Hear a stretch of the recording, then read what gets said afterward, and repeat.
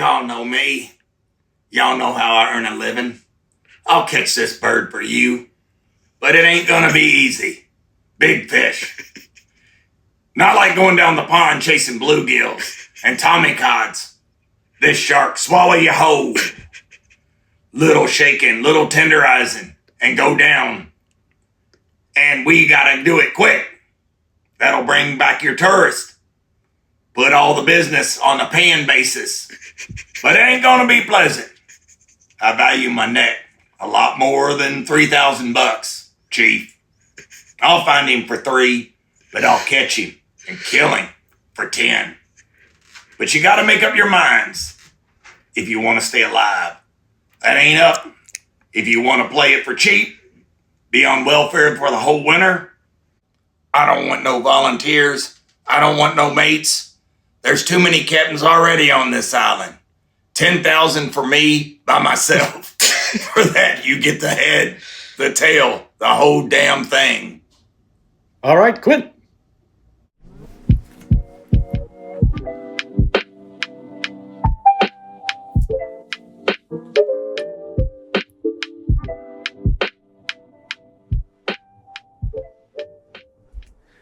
All right, everybody. Welcome back to the PRPL Podcast. This is your host, Austin. I hope you're all doing well out there today. I know we're doing well here in this booth. Griffin joining us remotely again. But we're doing all right because we have a vacation on the horizon. It is a Wednesday today. And today, guys, today was my last day of work for the week. So I'm feeling all right. I'm feeling good. I got a glass of vino to my right here. I don't know if anyone's joining me. We got 2 glasses of wine up front here, a white and a red, a la Matt Hooper. Is that the word? Yeah, very nice. I'm actually drinking neither of those bottles. I already had a big bottle already open, so that's what we're drinking tonight, a red blend.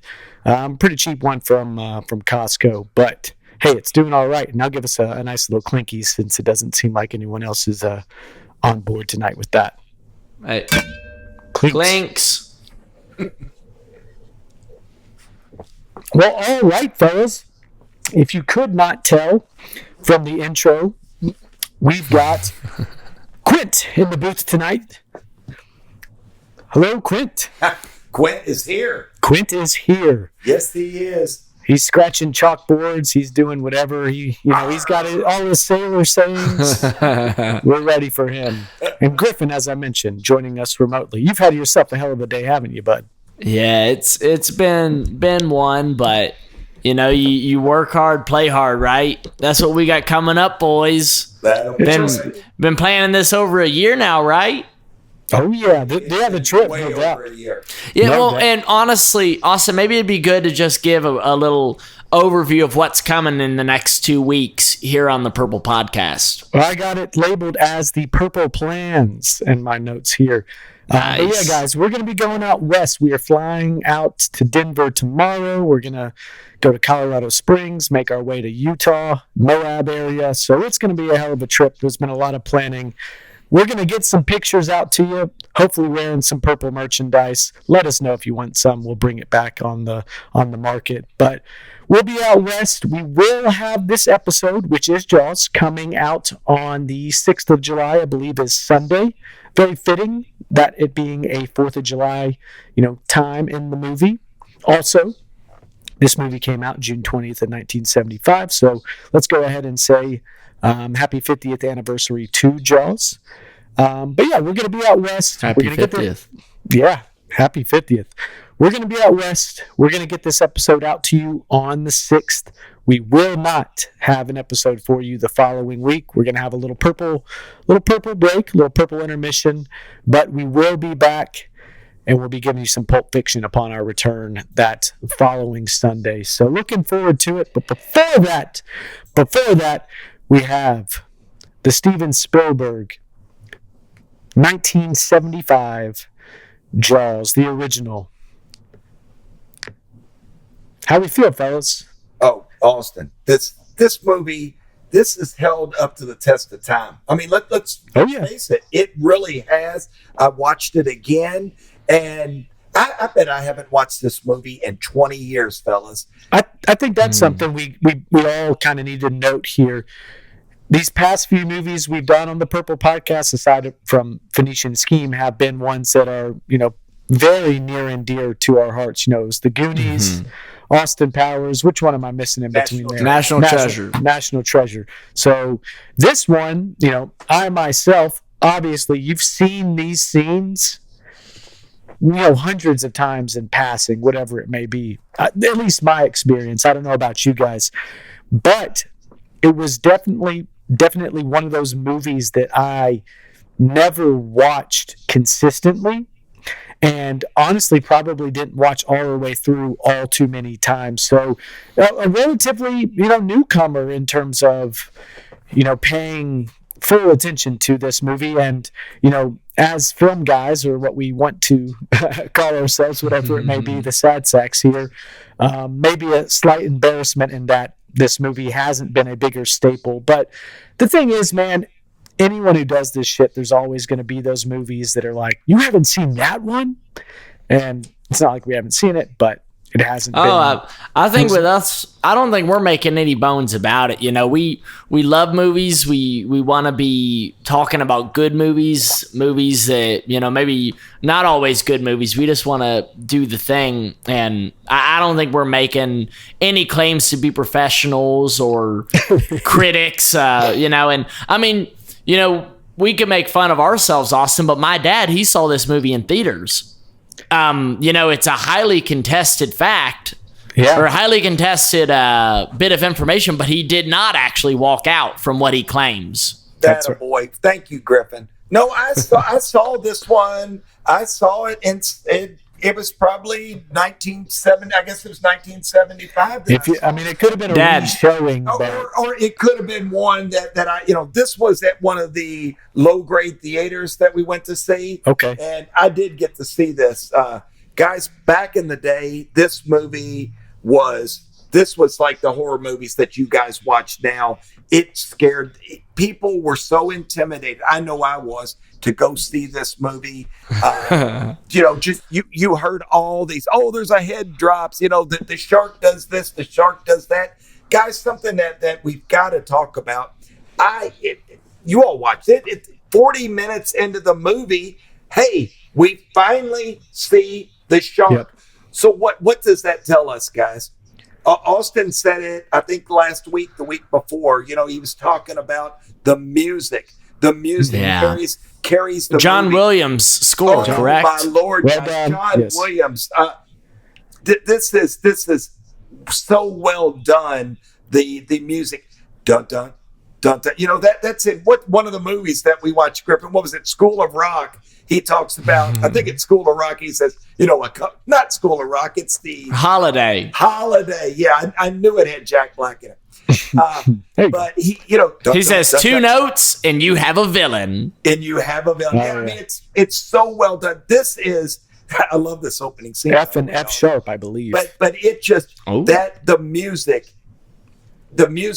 is the movie. Oh, well, Spielberg himself is on record saying that 50% of the success of Jaws is due to the score. Oh, wow. And you go on, Austin. I got a comment once you're through. Okay. Another thing to note, and what was a blessing in disguise from everything that I've read, who was a part of this, making this movie, is that they had so many issues in the shooting. One of the things they said, and the people on the crew were saying, they were calling it flaws during the shooting of it. They had so many issues trying to shoot practically. They're out in the ocean. That's why they chose this location. They didn't do it in like a Hollywood, pool set, whatever it may be. So they had so many issues. It ended up going like $4 to $5, $6 million over budget. It went 100 days over what they were allotted in terms of time. And because of this, because of the difficulties they had with this animatronic shark as well, dealing with nature, Brucey, named after Spielberg's lawyer, this shark was so temperamental and difficult and messed up so many times that it made them change how they shot these scenes. And they chose things like, the POV of the shark. You don't see the shark. The barrels that you have going through the water, you don't see the shark. And what it did is it gave a lot of these like Hitchcock type qualities to where there's so much in not seeing it, the tension that it builds, and then you finally do see it. So what it's done is it's made this movie that would have been maybe your everyday horror movie if you see this shark right away. But there's just something to that element of not knowing, but you understand that it's there beneath the surface, and you hear that music, and you know what's going on. Apparently, the choice of the music was supposed to mimic the heartbeat of the shark. So it's picking up intensity as it, gets closer and everything like that. So really cool stuff, stuff that's, maybe the average or casual viewer isn't going to know. But, in doing a podcast and being movie guys, or what we claim to be, we look into these things and you find these really awesome stories that, all worked. That's something that you weren't planning for, not being able to, like the difficulties of shooting this movie. And then because you're forced to shoot a different way, it actually works out for the better in terms of the storytelling and narrative. For sure. And I think what you're getting at, Austin, is this movie really masterfully conjures up tension and just kind of the slow burn. I think Suspense. Maybe a gripe that I have with a lot of movies I see nowadays is there is no suspense. There's no like, the storytelling feels weak. It feels too fast to me a lot of times. And it's almost like there's this decision to just glaze over things to be expedient. And to me, it takes me out of the story and it makes it to where it's not as impactful. This movie makes use of the time it has. They go out on the sea and they don't get the damn shark the first day. It doesn't even seem like they get it the second day.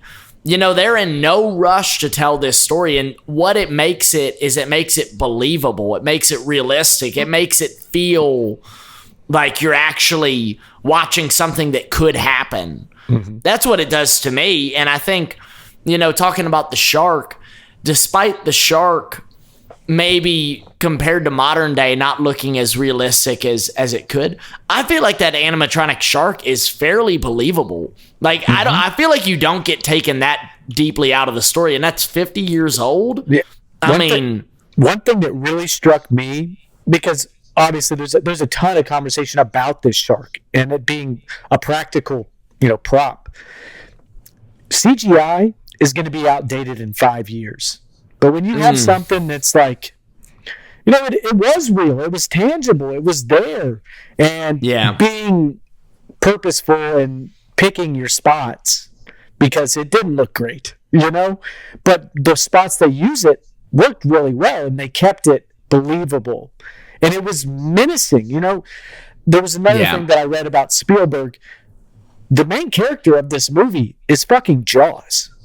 It's the shark. That's who the focus on it is in a lot of ways. And you don't even see it. But it's just the presence that you feel throughout. And it's so menacing and scary. It's like truthfully scary, seeing this town and these people. And fuck, they were pretty late to finally hop on this shit's actually really dangerous, bird, after 4 people died. Yeah. They finally got the picture. Well, I think after, and they're getting ready, Austin and I are watching it, Griff, but the scene where I think her name is Chrissy, she goes out and she's swimming. One of the things that was big, when I was a kid, and remember, guys, I was like 10 years old when this. Moment in time. Let's give us a little bit of that. We haven't done our goodness off. Guys, I'm 10 years old at the time. The greatest World Series was played this year, if you don't know that. The Boston Red Sox, Cincinnati Reds, Carlton Fisk, Game 6. I mean, this is... Was that the first base? Was that the one that went under his glove, or his glove was too loose? No, that was Bill Buckner. Oh, that's who. That's who it was. Yeah. Carlton Fisk hits a home run over the monster, and he's waving it. Stay in. Yeah. Just phenomenal work. And by the way, the Big Red Machine was real. I mean, they were phenomenal. Oh yeah. Guys, there's the college basketball. There was UCLA won for the billionth time, and guess who they beat, Austin Iser? They beat UK. My Cats. They beat Kentucky, and guess who beat University of Louisville? The couple of days before UCLA did, because our best free throw shooter and like a 90-something% free throw shooter missed 2 free throws and did not. He clinched. He clinched up. It's about like asking me moment in time. Hey, you came prepared today. I came prepared today. Well, something that I think, Dad, how does it feel like? Is it getting weirder and weirder that you have a strong memory of this movie coming out and it was 50 years ago? Like, how does that feel? Is that kind of crazy?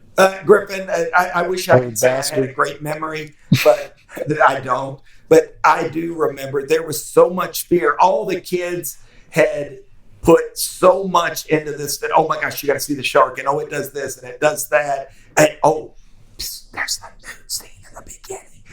There's a nude scene in the beginning. 6 man in the movie? Question mark? Yeah, and that was was like, that was the poster that all the kids had in their room, was that Chrissy, naked. Above, looking from the bottom up, looking up. Yeah, she looked a little bit like Alana for a second there in the hot tub with those.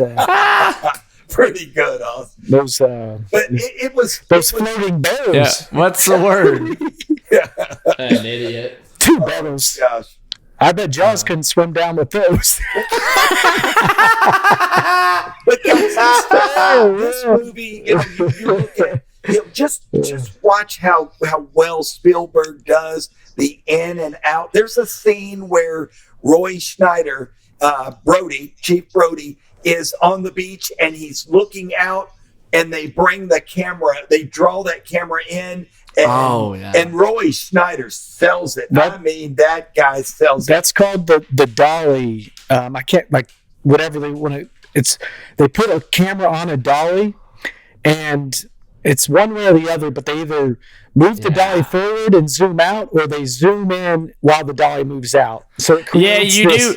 It's this weird thing. If you have a modern camera, we did this in, like, photography class at Western.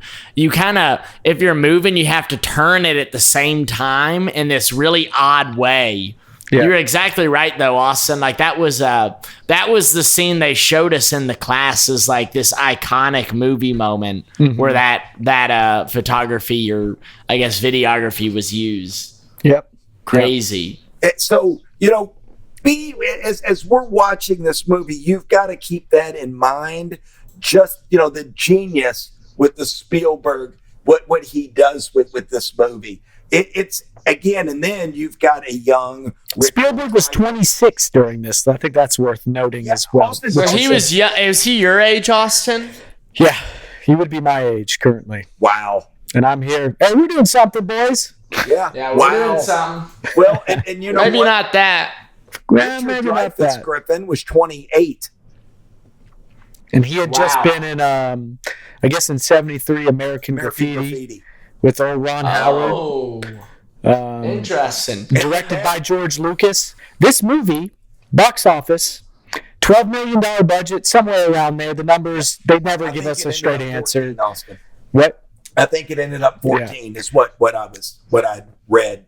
Ended up being a $480 million box office success plus. Wow. Which is that like still for like modern times how much money it's gotten, like in like later showings? No, that's probably just from then. Those numbers then. So it's not calculated with inflation in mind, but at the time that made it the highest grossing movie of all time. to only then be surpassed by George Lucas himself 2 years later with Star Wars coming out. Wow. In Guys, 77. You know, I said this to you all a couple of weeks ago. These were blockbusters when they came. When I say blockbusters, guys. That's great you say that, Mike. Not to cut you off, I'll let you continue on. But blockbuster, the term, they say came from this movie because people were lining the block to go see this movie. Yes. Like they were out the fucking door. Wow. Austin Griffin, that's my point, guys. Is back in the day, you know, we all went to Bardstown Road. You went to Showcase Cinema. You would see people almost out to Bardstown Road to try to get into these movies. So what you would do, you would go to the movie, like if they had one at 1 o'clock, you would get there and hope you could get into the 1 o'clock. If you didn't, you would get tickets for the 3 or 4 o'clock, whatever was the next one. Wow. Did you ever have to do that, Dad? You didn't get into that? Griffin, I want you all so bad to see Superman. Superman, we waited in line for 2 hours to see Superman the day that it came out.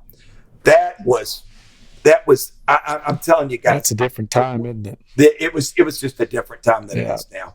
Guys, these scenes on the beach, these work so well. And look at Roy Snyder. You know, I read something where, hey, this fella, all he did was tan the whole time he was there. And where's this filmed at, Austin? It is in Martha's Vineyard in Massachusetts. That's what I thought. Beautiful. One of my themes and things, just the scenery, gorgeous, especially when he's first driving around and you just see you're on the coast. What a beautiful area. No doubt about that. Yeah, some of the box office things, this movie obviously tore it the fuck up. Another big movie that came out in 1975, One Flew Over the Cuckoo's Nest. Oh, massive one. Jack Nicholson. We'll probably have to find our way to watching that one. I don't think I've seen that one all the way through. I have read the book, Griffin, but I have not. I think I saw it in back in high school, Austin. I feel like you saw it in class. I feel like old Abel showed it. Good for Abel. I was saying, hope he's doing well. Shout out Abel if you're listening. Shout out Abel. What a good dude. Yeah, and maybe, I know we're kind of hamming this up, Dad, but could you maybe just go back in time a little bit for us and tell us what was the movie-going experience back in the day when we didn't have all this technology? You couldn't just stream movies, anywhere you wanted on your phone.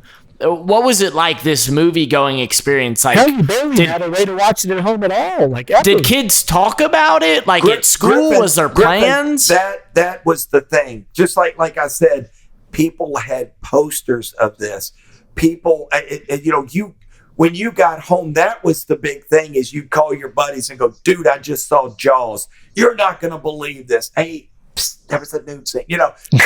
That was what word of mouth sold these movies. It wasn't like, the three of us telling how great these movies are. No one had that information. It was, you went to the movies, the word of mouth sold these movies.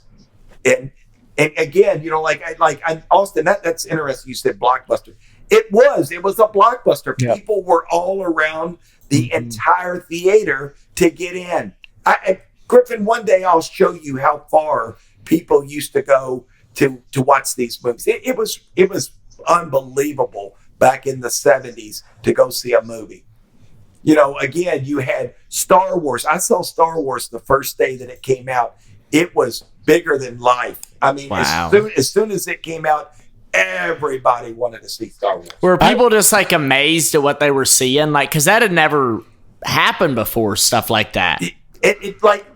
Absolutely not, Griffin. In my time now, I'm sure, maybe the Wizard of Oz. I don't know. Yeah. I've talked to my grandma before where she has told me that, hey, movies were so big, they would go, and on a Saturday, the kids couldn't wait. So, yeah, I'm sure, but it got huge in the 70s. That's one heck of a scene. Yeah, we just saw that Dolly scene where. Yeah. And again, guys, that raft. You see that back in the set. That was the worst raft.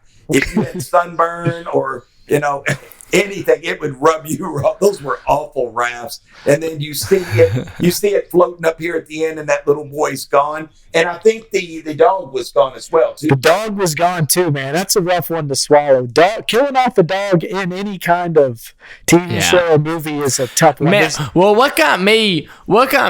Because like, I don't know. I feel like being of a different generation, you kind of think that a lot of the older movies are a bit tame in comparison to what we have now, and I feel like that still stands true. But you know, you have that opening sequence, and it's at nighttime, so you don't really get the full graphic display. Mm-hmm. This kid goes under, and I'm seeing all this blood in the water, and I was like, oh shit, and there's a bunch of kids around, and it's just like, oh, they didn't hold anything back. Like, I keep doing this, Dad, but was that kind of shocking? Like, were people like, holy shit? Was that like freaky? Griffin, as I'm telling you, this scared the holy hell out of us. Everybody was like, this is the scariest movie you'll ever see. You know, wow. As I'm watching it, it never scared me. Other than the head rolling. And I even know it. I know it's coming. Dad, and the head, I jump every single time. I forgot that happened. And then it happened. I went, oh my God. Because I hadn't seen it in so long. Well done. It's that noise. And that scene was actually reshot. And when Spielberg went back to say, hey, can I reshoot this scene? They said no. And he funded it himself. It was $3,000, and he shot it. That scene was shot in like a Hollywood pool, but he went back. He went back and reshot it because he didn't like it. And boy, Richard, he wanted one more jump scene. Sold that. He sold it. He found the bag right there, man. Looked terrified. Austin, I really like his character. Like, he's kind of zany and he's kind of goofy, but like, I found myself really enjoying his character, old Matt Hooper. Like, I really liked him in the movie. There was a line where I was like, dude, that is like crazy that it came from 1975. I think it's like, oh, they're all going to die. It's like, that felt so much like a zany comment that you would hear in today's media. Like, whatever it was, like, that does not seem like 75 at all. Like, it did not feel that way. Richard Dreyfuss, guys, is a brilliant man. And he can pull off these, 3 and 4 paragraph, acting scenes where you're going, damn, that's really something. He's the De Niro's, the Dustin Hoffmans can do that. Robert Shaw does that in this movie, guys. Oh, here it is. Here's our scene, Austin. If you can't tell, I'm dressed up as Quint for this. Yeah, there he is. Yeah, we had a little fun today with a video Austin did of me. I got about fish. Yeah, this is Robert Shaw pulls this off. And guys, I've seen Robert Shaw in a lot of movies. Let me give you a couple movies. The Deep, that was a good one. He was in From Russia with Love, a James Bond movie. He was in one that was really silly that I went to see back in the day called Swashbucklers. Swashbuckler. Shall we get into the swashbuckling? Seen it. It was one that my brother and I, we went to see it 3 times. We loved the adventure. Again, it was one of those adventure movies. I guess that's what got me started in those treasure-seeking type of movies. But Robert Shaw is a phenomenal actor. Guys, he was a writer back in the day. Playwright. Oh, wow. It doesn't take a genius to figure out that, when he's drinking in these scenes, guys, he really was drinking. Oh, yeah. He was it's one of my favorites. He's a booze hound from way back. And Austin and I, we talked about it earlier, but Shaw and Dreyfuss, there's a lot of tension there, guys. And that is what sells that when they're on the boat. Mm-hmm. It sells it when Quint and Hooper are on that boat. They sell it. And it's very real, isn't it? It doesn't feel very acted. Griffin, that is so real. Yeah, you can feel that they've probably had a little too much time with each other, and that's the point. That's what's kind of going on here. It's like, I don't have to take this abuse forever or whatever he says when he's on top of it. Look at Roy Schneider Brody, the character. He's got to look like, I mean, it's almost fear. Like, I think they're going to. It is fear, Yeah, for sure. I think Quint, he might really hurt him. Well, Austin, it might be time to already just jump into our characters, man. Yeah, what I was going to do, I was going to do our billboard, and then I was going to get into our categories, and we're going to get rolling on those. Oh, yeah. Okay. Billboard, number 1, Sister Goldenhair, America. You know that one, Dad? Absolutely. Oh. I would think so. When Will I Be Loved? Linda Ronstadt was at 3. If we know our boys Bill and Frank. Bill is, or is it Frank? Frank that's a big Linda Ronstadt fan. Long Time, I think, is the name of that episode. And that's a Linda Ronstadt song. Other than that, Bad Time Grand Funk. I don't know if you know them. Old Days Chicago. Thank God I'm a Country Boy. John Denver. Philadelphia Freedom. Elton John band. John. Yeah. And guys, nice one. Someone you know. Guys, Miles Cooper on there. Just so you all can get a perspective. Back in the 70s, you listened to radio. Wacky was the big one. You know, if you're from Louisville, guys, the Wacky was the big one. Still going. And it is. Wacky but guess what? radio. Wacky was eight. I think it was 840, 790, 840. I don't know, Mike. But guys, it was on AM radio. You listen to music. So it's cracking, it's popping. So songs like the Chicago that he's Like an talking old about, vinyl record. America. I mean, it sounded like a vinyl record. It was. It's guys. The appreciation for when they finally came out with FM radio. Oh, it's so much better. Sorry, you got off on a tangent. I think let's start with our favorite scenes, just so we can talk. I think that's a good tangent, though, Dad. I like going back a little bit. I think it's fun. Mike's moment in time. He came prepped today. He's rocking. Good for you, Mike. The 70s were good. Favorite scenes. Who should we start with? I'm gonna continue my wrap up. You want favorite scene, Dad? Let me just kick this one off. I'm sure. Kick it in the nuts, Mike. I'm sure this is where Austin's going anyway. And guys, I'll tell you what. I've been, again, y'all know how I am with names. I kept calling him Quinn the whole movie. So that's a stupid name with the T at the end. He was getting ready to pull in the shark. Okay. And it's a little bit more than this scene, but he was getting ready to pull in the shark, and he's pulling in, and Brady's pouring water on the line. The line's getting so hot. Do you all remember this scene? Mm-hmm. I do. Yeah, and then I think that it's Hooper says, "Hey, Quinn, let it go," because he wasn't getting anywhere, and he knew it was going to snap.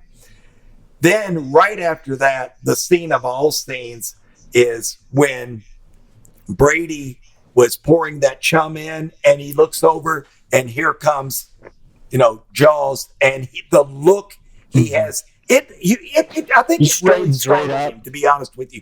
And he said, "We're gonna need a bigger boat." That's the line everyone has said, for 50 years.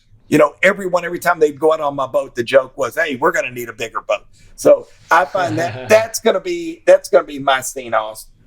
That's a good one, and we're going through this one. That just shows you how much this movie is so iconic.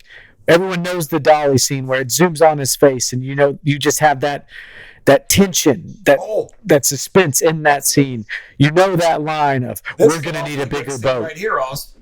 Oh yeah. I got my wife's roast. We better get this thing. Pulls the hodak in. Yeah, oh man, that's an underdog. I have that one circled. I really like that. Those two doofuses go out there with the roast trying to catch Jaws, and about get it. Glad they didn't. They make it out to let's get the hell out of here. And then it's great. You cut to the next day, and you're hearing the deputy tell old Chief about the story. It's like, that's not funny. And apparently, it's already traveled around the entire town, the story of these idiots trying to catch it with the roast.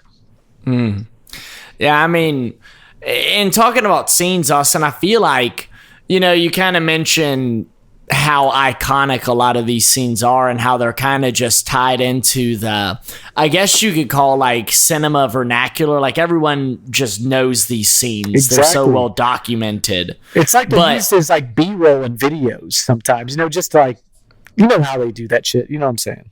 Oh, for sure. I mean, but what my thought is like, it's no surprise why this movie is as legendary as it is. Mm-hmm. I mean, you can watch it 50 years later, and it was gripping to me. And like I said, I kind of mentioned the pacing of the movie. Oh, yeah. To me, it was so well done, and it built so much suspense, and it just kept you on the edge of your seat.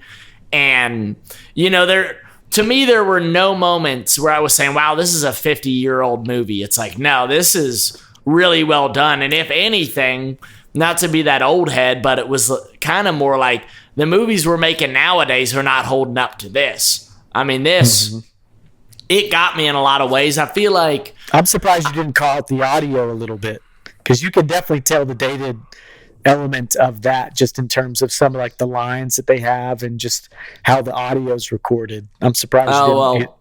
It's got the charm to it too, though, is the thing. And that's what I really like about some of these old movies, because obviously the technology is not what it is today. But it finds a way to work really well, and it makes it what it is. It's a 70s movie. It's dated. It's authentic, and it feels good. And guys, it boils down to it. We've pointed this out on numerous movies. It's the three characters carry the movie. You've got Quint, you've got Hooper, and then you've got Brady. Those three are just so dynamic. Austin, I agree that the sound every once in a while you go, ooh, that didn't sound that great. But they are that's nitpicky though. They are so good and so believable and such strong characters in this. And we talk about, do you love the characters? Do you really, I mean, I've got kids. And you see the fear in Roy Schneider's eyes about, oh my God, Mikey is out there in the bay. Oh, and he just, this fear of losing his kid was all over him, and you could see that. Well, Chief's a bit of a nut, isn't he? This guy's scared of the water. He doesn't even want to go on a boat. He's got a lot of phobias, doesn't he? He's talking about his kids. You got to walk them to school. He can't be on the. Well, I feel like he was in between a tough spot though, in that, like, obviously this, what the hell's the guy? This mayor had, finances on his mind. He said, hey man, this is a huge deal for us to bring all these people here. You're not shutting down this beach. You can't do that.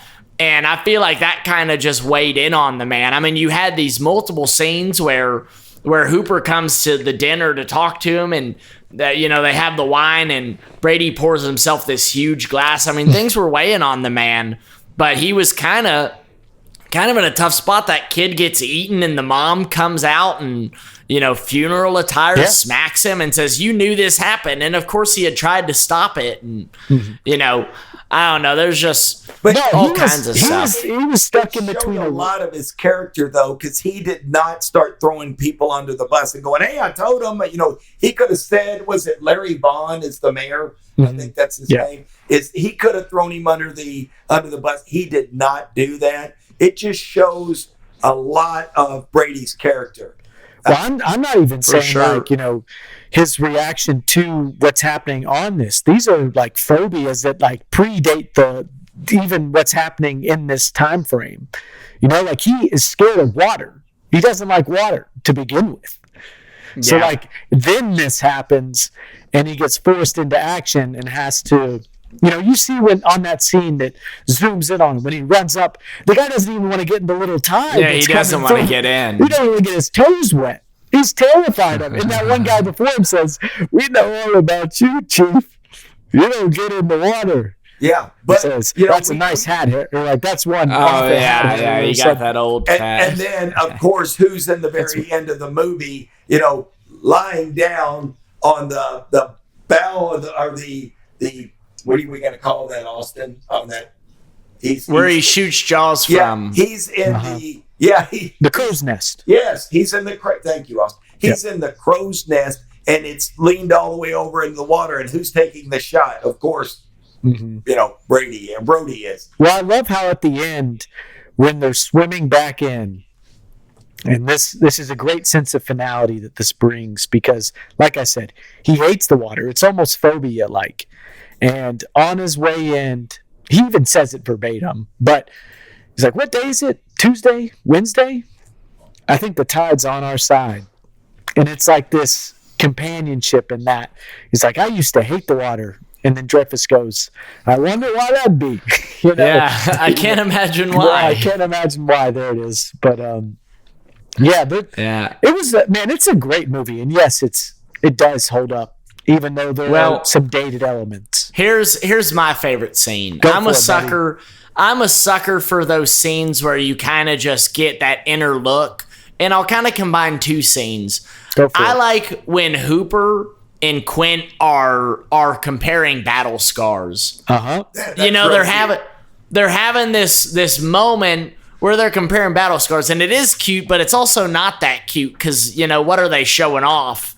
Kind of these near-death experiences is too intense, but yeah, they're having fun. Kind of manning each other contest over. A little bit. It's a pissing contest, and of course, Quint.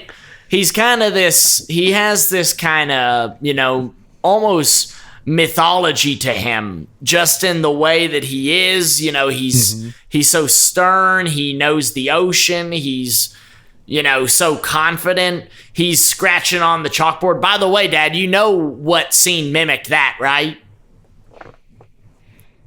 Sergeant Four-Leaf Tayback? Tropic Thunder? Dad, Griffin, I'm sorry. I was thinking of something else. Oh, that's great. I couldn't believe it. I saw it happen. I said, oh my God, that's where they got that scene from. Griffin. Oh, it was so funny. Well done. It was so funny. I was like, oh my God, that's where they got it. That's the joke. But obviously what I'm talking about is when he's sitting there and he talks about, hey, I was part of the crew that dropped that bomb, or I forget exactly what his role was. Indianapolis. Yeah, he said, we were on that. I was part of that crew. We got lobbed into the water, and there were about 1,100 of us, and only 300 of us came back because all the rest of them got eaten by fucking sharks. Yep. And, he's sitting there talking about, we got in groups, and they picked us off one by one. My buddy, we thought he was sleeping. He had been bitten in half. Oh, yeah. All of that crazy shit, kind of the make your hair stand end up. And, of course, Hooper and Brody are just looking on in terror. And Quint's kind of there laughing, singing his songs like, yeah, you want to compare scars some more, guys? Oh, yeah. That to me was the scene of the movie where it's like, holy shit. Yeah, Chief Brody looks at his appendectomy scar on it. Yeah. Yeah. Guys, Griffin, you brought up a good point. Is some of Quint's songs were just, they were, I wonder if those were ad-lib because he looked about half cocked. Well, he took a lot of inspiration. There were like a couple like natives that they were around in the area that they kind of came, like some of these just fishermen sayings and just the way they were, man. I loved so much of that. I like the, where he's making fun of their hands. That scene when they're first setting off. Oh, yeah. And you've been counting money, boy. You've been counting money, boy. Yeah. And then later, what's kind of effective about that is he tells them, don't grab that line with your hands or something like that, or rip your fingers off. And even him being as rough and hardy as he is, he gets his hands torn up too. They show him get cut. Yeah. But that scene, Griffin, that was my favorite scene. That drunk scar sharing. I love the Mary. That's right here. Right here. You're wearing a sweater. Mary Ellen Moffat. She broke my heart. Didn't Josh say that? We're not even talking about Brody's wife, but Brody's wife had a real cute saying in there. I don't know if you all remember this. Oh, gosh. But, I mean, this is one that you say all the this was from this movie. But, again, this is 50 years. She said, she looks right at it. And she had a real cute way about it. She said, No, she's you want to get drunk and fool around? Yeah, I got that. So cute. I got that one under lock. Yeah, and I went, oh my God, that was so cute. Oh, she rocks. Like, she is like, Yeah. she's a great wife in this. Like, she just really, she's so supportive, and she's like, Brody. She's hugging. well, Brody needs it. He's a sensitive fella, guys. She says, Hooper comes in. I'd like to speak with your husband. Yeah, me too. Did you catch her say that? Yeah. Oh, she's great. She's really good. Just the looks that she has in it are really fun. But yeah, I guess what's Here's that scene right here, Austin. Golly, I'm right on time. there you are. Yeah. Well, he's down in the dumps. He's obsessing about sharks and reading these books. Yeah. And they might live for 3,000 years. We don't know. He was cranked up, man. He was down the rabbit hole. Well, what about where he's he's on full tilt and he's looking at is it Mikey that's out there he's sitting in the boat and Brody goes, get out of that boat, and she goes, gosh, you're looks at him like you're so overreacting. And then I think she looks that there's a picture, a book, and she sees a shark jumping up into basically pulling someone out of the boat. And then she turns around, Mikey, you listen to your father, get out of that boat. I took that more as like you're being outrageous, but then she also was like, no, listen to your father because he's saying it. That's how I kind of more so took it. But that was really effective. I really liked her character. Yeah, I really did. She was very, very sweet, kind. God, I feel like there was something else I was going to say, but yeah, I kind of. What about the other one that Quint says? Here's the swimming with bow-legged women. He had so many, and I wish I could. Well, then they cheers to their legs later. He's got something about legs, some kind of fetish. I wish I could do justice to that song. I'd sing it for you all, but a Spanish lady. I'm trying to look at it on my phone. I can't pull it up. But, that's all right. Let me run through my favorite scene here. I'm sorry, kind of dragging on. That's okay. You're having a lot of fun. That's good. We're sitting at 46 minutes, so we're not too bad, but we got to get moving here. Let's rock it. Let's get rocking. Obviously, that intro is really fun. The drunken party, and then, Mike has, his feelings about it, too, and Chrissy, his sixth man of the movie. There might be 6 and 7. Oh, yeah. Julebies. The next day, the mayor shakedown is kind of fun. And then it goes into that. There's a really good quote in that where he's like, you say barracuda. Everyone's like, what? Huh? That's a great line. You yell shark. We got a panic on the 4th of July. That's a fantastic line in there. And then the board meeting with Quint's speech where he announces himself is really great. What else is in there? My wife's roast follows directly after that. Your whole little, I want to get drunk and fool around. My favorite one, as I already mentioned, is the drunk on a boat. But let's see if I can find something else in there to give us something fun. Well, you got to talk about the damn attack, man. The 3 or 4 days out at sea. I mean, my gosh. Well, Griffin, the movie. That's like a whole scene in itself. Like just as soon as they go out to sea, that's what it is. I read that. No flashbacks. This is a book. This is a book by Peter Benchley, and they did all kinds of different work on the screenplay and adapting it. What I heard was that acts 1 and 2 were pretty different from the book. There's an affair that Hooper has with Chief's wife, which they take this out. Hooper actually dies in the book as well in that cage scene. Oh. So there's things that have changed. But the third act of that fight and the fishing scene, that's just them fucking out there fishing, man. I'll go with that. When they're first out there and they're getting their sea legs, and you see our boy Quint just get up on the reel, locked and loaded, and he's spouting out these lines. Where is he going now? What's he getting into? What's going on in the boat? And then, Hooper's like, oh, it's not a shark. Well, he bit through this piano wire. I know one thing. You college fellas aren't smart enough to admit when you're wrong. There's just all of that in there. I'm going to go with is just great. Just the fishing scene as itself, They get out there and they get after Jaws. And they barrel him up a couple times. And then I think it's really effective once they get that third barrel in him. He's like, well, he's saying he can't swim down with 2 barrels.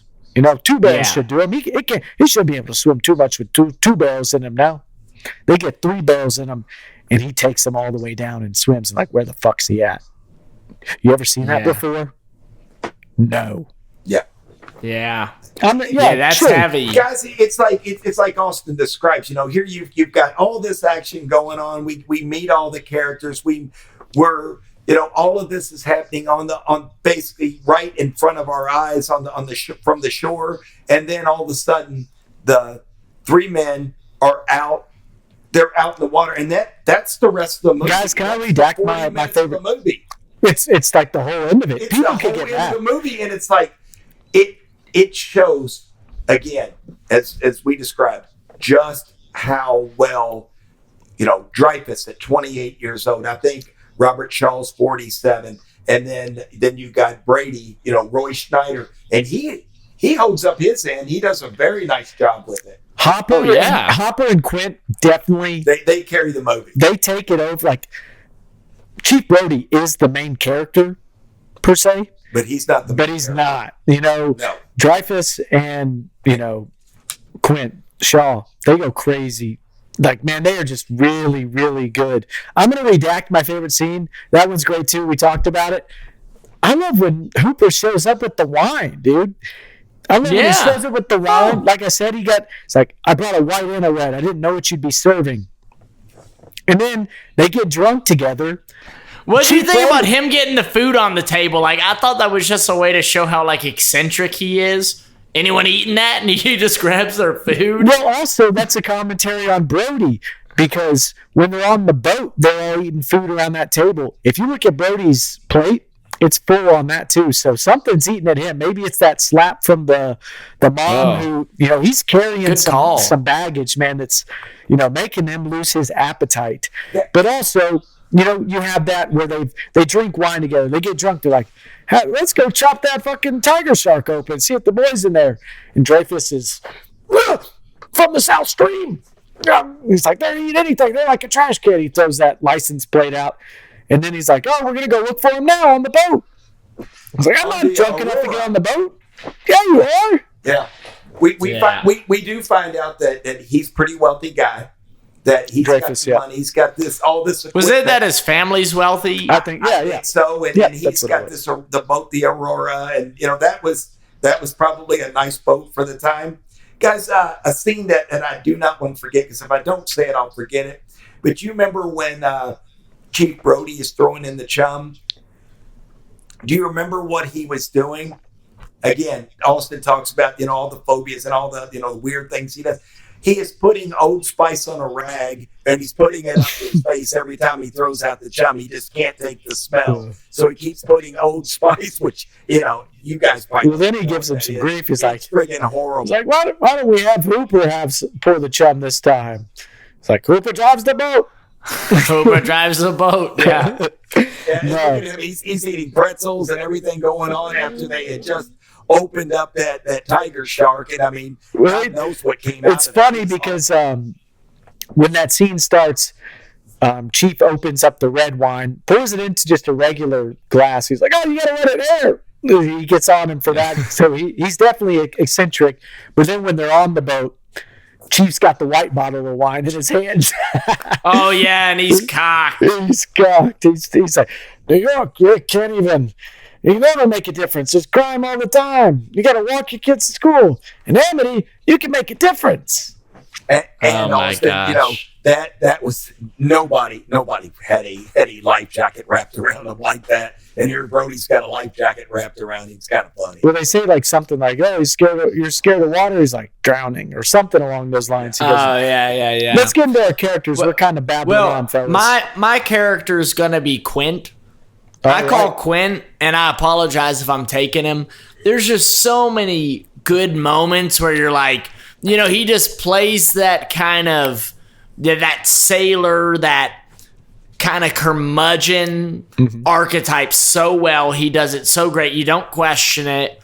I mean, I love kind of at the end of the movie when they're having the kind of ultimate showdown, Jaws keeps coming back at the boat, and the boat progressively is taking more and more damage. Mm-hmm. I mean, this boat's about underwater. Oh, yeah. And Quint, you see him just kind of lose it a little bit. It's like his wiring shorts out, and he's just riding that boat full freaking throttle.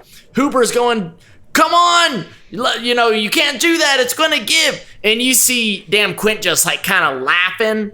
He was ready to take that baby on. I think he had in his head, it's either you or me right now. He was going down with his ship.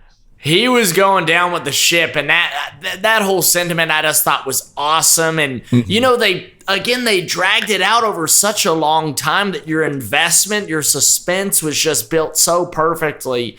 And, of course, all the way to the end, when I think Quint had a rather unceremonious ending. Sure. I mean, I had remembered that scene going a little bit longer than it did, but in reality, he slips out, Jaws gets him right in the stomach, and it's over. It was lights out, which to me, I remember that taking a little bit longer, but I thought that kind of just spoke to the realism of the scene as well. It definitely felt like he had I don't know if you want to call it a death wish, but he definitely, had some kind of bone to pick or whatever it may be, because he broke that radio too. Like he was just. Oh yeah. Well, I think he was just like, hey man, we're locked in right now, and this is what we're doing. And I think any sort of thought of like, hey man, we're gonna radio in. It's like, no, we're not. We're handling this shit right here. We're holding our footing, and I don't know. I loved it. I thought it was amazing. And, that kind of plays into how Jaws just progressively got more and more intense. I mean, freaking just bites off the back deck, goes in through a window at Brody. I mean, it was epic. It was crazy. But, no, I think for me, I'll call Quint on this one. Alrighty.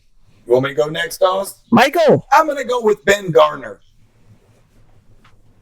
He lost a head for this one. I think it's Ben Gardner. Who's the fisherman who's oh, God. We're about to see him in about 2 seconds here. There he is. Thank goodness scared me to death the first time. But guys, Griffin. He'll never be a head of a major corporation. God. Guys, I think you've.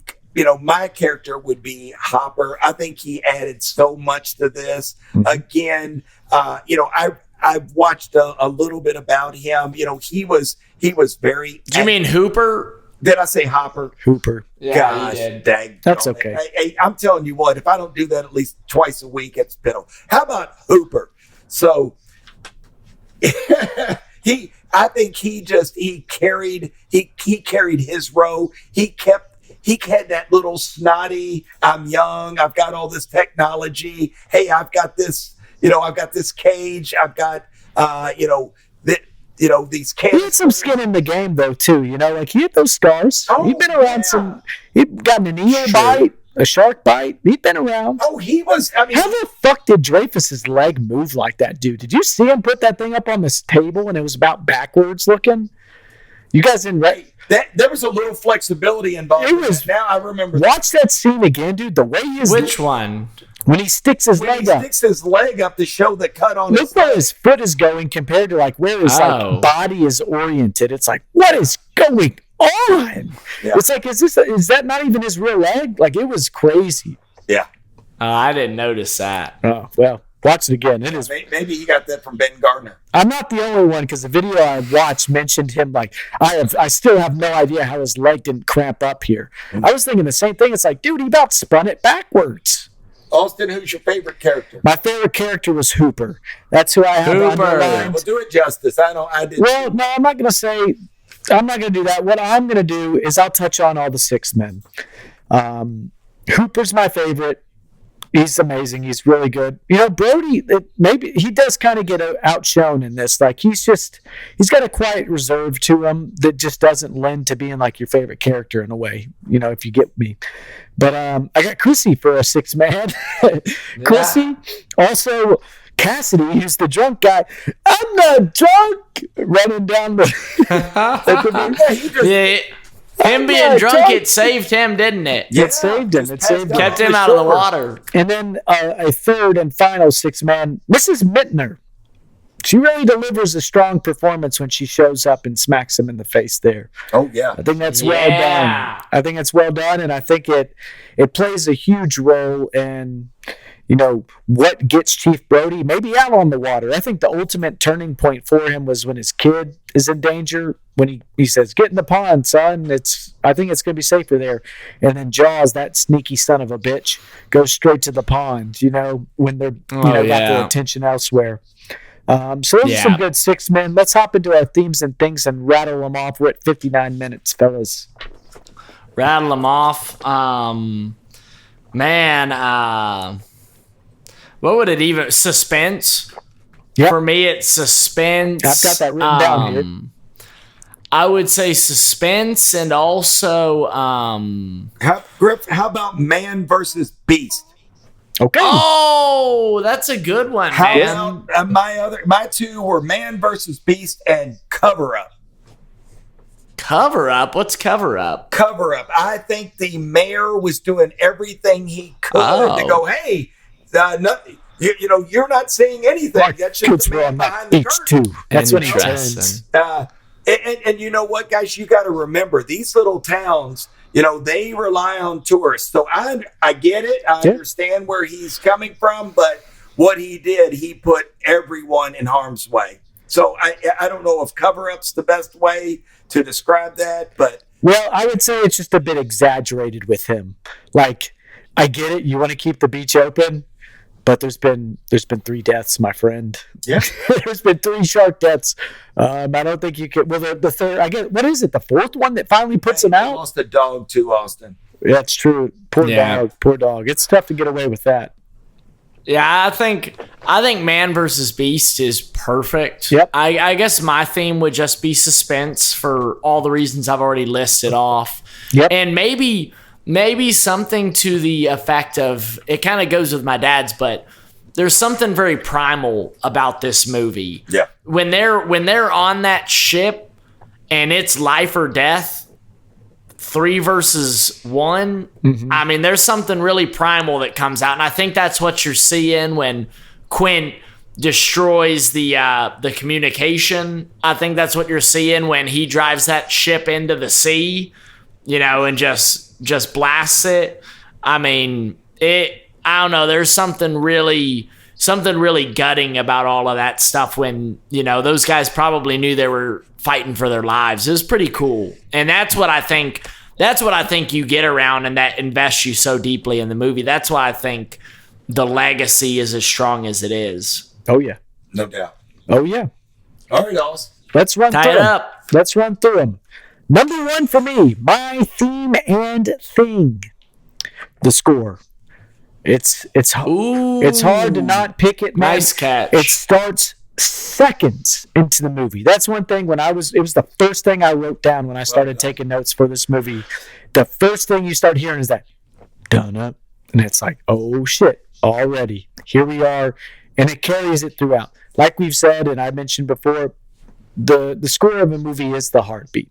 Without it, it's a completely different movie. I mean, 100%, it's a completely different movie. Some other things I have noted here: location, scenery, setting, gorgeous, very cool. Yeah. The practical elements of it, actually being out in the ocean, does make a difference. It makes it look authentic, even when you have a Chuck E. Cheese animatronic shark. Tense, stressful, suspense. There you go. G, there you are. Cigarettes. Yeah. A lot of cigarettes. I love a movie with some cigarettes. A lot of smoking in this one. 4th of July. Happy 4th of July weekend. I hope you guys are all safe at home when you're listening. This will be coming out on the 6th. Well, Happy 4th, guys. Happy 4th to everyone out there. Fishing / fisherman. A lot of fishing. You know, that kind of old man in the sea feel. Moby Dick. Yeah. It's got a lot of those inspirations in it. You know? Orca. Being out on the water. And Name of the ship. He's a fisherman, through and through, Mr. Quint. Throwing there. dynamite into the ocean. Those were great when those idiots go out on the water. Everyone's going out. They're throwing chum. What are they doing? They're chumming. Throwing dynamite in. That was priceless. Guys, believe me, people do that. That's great. I should say they did that. I got toast to legs. Bow-legged and to our legs. And then the final one, getting drunk. It starts off with getting drunk. It saves our guy's life in the beginning, Cassidy. Yeah. Hey, we want to get drunk and fool around? Sure do. We want to get drunk and cut a tiger shark open and then go look at old man, the head, go scuba diving? Yeah. We want to get drunk and share war stories? Getting drunk. Guys, welcome to the 70s. Getting drunk. A lot of drinking. Drinking, smoking cigarettes. If you notice, it was socially acceptable. Very socially acceptable. Socially acceptable. This reporter is the guy who wrote the book. He's the probably reporter. drinking. He's the guy who wrote the book. Dad, give us a quick. I wrote the book. I wrote the book, so he wrote the book. Yep, that's the writer of the book. The guy who does Dad. the reporter on the beach. Dad, give me a quick 30 seconds of drinking and lawlessness in the 1970s. Corruption. We need 30 seconds of you speaking to what the name of the game was. You want me to incriminate me and everybody I know? When Mike was 10, he had himself a Budweiser watching this movie with a rip tap. Guys, I just remember back in my day that it was not like it is today. There was drinking. If you were out on a boat, woo, you were, there was no pulling you. If you got pulled over for a boat, you had beer in your boat.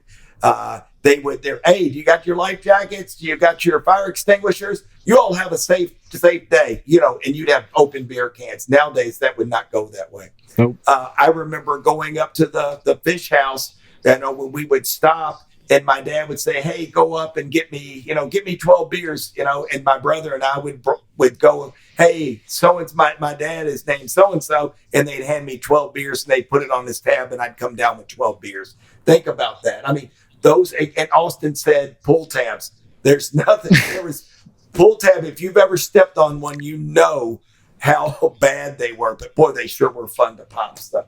But no, it was different time, guys. I'm not condoning that. I'm saying that it was just different times. Drinking was a lot more acceptable. Again, the drinking and driving wrong, but there was quite a bit of that going on. Well, our boy Dreyfus, no disrespect, he didn't make it all too long, and some of that fast living, I'm sure. That guy was not 50. You talking about Shaw? Robert Shaw. That's what I'm saying. Oh, that guy was not 50 in this movie. No, he's a rugged, beaten, leathery old person. And the thing is, what's terrible is he died 2 years after this movie. That's just that's like just 2-3 years after this movie. He was gone. 51. Horrible. Yep. And it's terrible, you guys. I've got to get you all to watch a couple of those movies that I spoke about earlier, and we definitely need to see the James Bond one with him in it. I think you'll really, really like that one. Yeah, someone else was in in this movie. Someone was in the French Connection, because I remember there being it might be Schneider or Scheider. It might be Roy Scheider. Roy Scheider was in the French Connection. I did not know that, Austin. Yeah, with Griffin, with your old boy Gene this Hackman. guy's on his game tonight. Well done, Austin Isaac. Hey guys, Yeah. that's a reminder. Well, same to you. I think you were on your game, Dad. Oh yeah, just mispronounced everybody's name the whole time. That's a reminder to all you listening at home. We are still, the no budget, your favorite no budget podcast. Hey, share the word. Ooh. Share the word. Get it out there.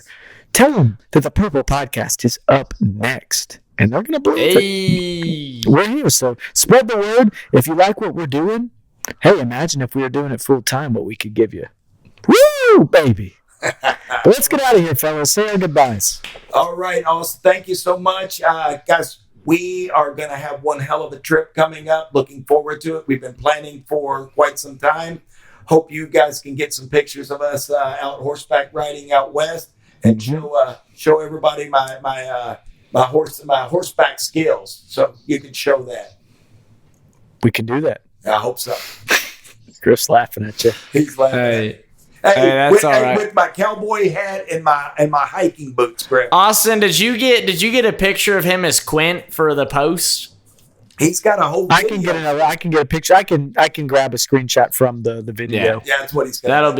That'll be good. Yeah, well, another fun one. Dad, well done, man. This is good. I'm excited for what we got coming. I feel like this keeps getting more and more familiar, and I think it just keeps getting better, boys. So let's roll. Purple Podcast all the way. Yes, sir. Well, this was another very fun one, and it's good to experience these iconic movies. And like I said, we didn't really necessarily grow up with this one as much as some of the other movies. So I see why it stands. I see why it's still here. Happy 50th anniversary, Jaws. What a great movie. Enjoyed it thoroughly. Like we said, we're going to be off next week, but we'll be back the week after that, even better, nice and rested. And, looking at the mountains can only bring positive things to this podcast, I'm sure. Happy 4th of July, everybody. I hope you stay safe. We'll be seeing you again soon.